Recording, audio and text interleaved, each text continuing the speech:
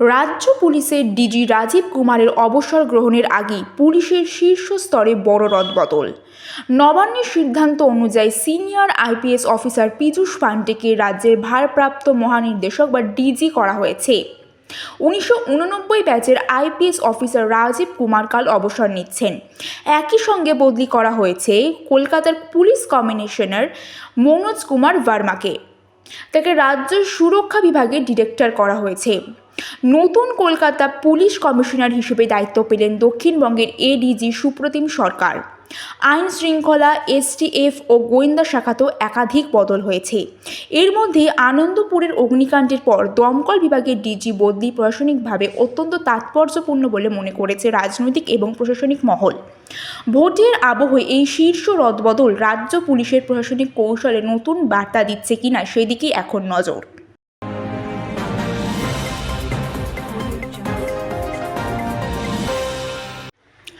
ভোটের আগে রাজ্য রাজনীতিতে নতুন জোট জল্পনা। তৃণমূল ছেড়ে নতুন দল গড়া ভরতপুরের বিধায়ক হুমায়ুন কবিরের সঙ্গে বৈঠক করেছেন সিপিএম রাজ্য সম্পাদক মোহাম্মদ সেলিম। নিউটাউনের এক হোটেলে হওয়া এই বৈঠক ঘিরেই প্রশ্ন, নতুন দল দেখলেই কি জোটের পথে হাঁটছে সিপিএম? 2021-এ আইএসএফ এবং কংগ্রেসের সঙ্গে জোটে একমাত্র মুখ রক্ষা করেছিল আইএসএফ। এবার কংগ্রেস একা লড়ার পথে, আর সেই ফাঁকেই হুমায়ুনের নতুন জনতা উন্নয়ন পার্টির সঙ্গে সমীকরণ তৈরির চেষ্টা বামেদের।